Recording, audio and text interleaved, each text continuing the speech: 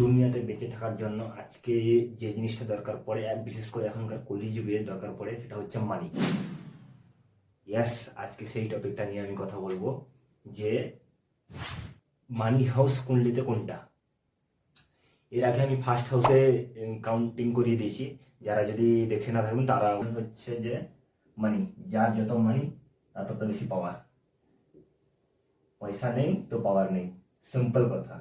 কুণ্ডলি counting কি করে হয় এর আগেও শিখিয়েছি আমি, এখানেও শিখাচ্ছি যে কুণ্ডলি কাউন্টিং কি করে হয়।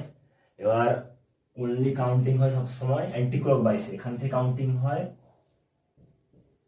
এবং ঘুরতে থাকে। ফার্স্ট হাউস হচ্ছে এইটা, যেটা আমি আগে বলেছি, এটা ফার্স্ট হাউস। এটা আপনার সেকেন্ড হাউস,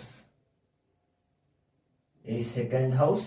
আর এটা হচ্ছে আপনার থার্ড, এটা ফোর, এটা ফিফথ, এটা সিক্স, এটা সেভেন, এটা আপনার 8, 9, 10, 11 আর এটা হচ্ছে 12।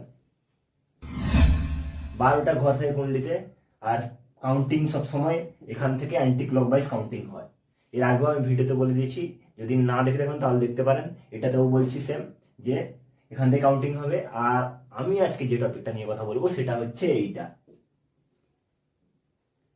যেটা হচ্ছে আমাদের পুরো সবার জন্য বেঁচে থাকার জন্য ইম্পর্টেন্ট হচ্ছে মানি। মানি নেই তো এখনকার যুগে কিছুই নেই, সিম্পল ব্যাপার। কলিযুগে সব থেকে ইম্পর্টেন্ট হচ্ছে মানি। যার যত পাওয়ার থাকবে, যার যত মানি থাকবে,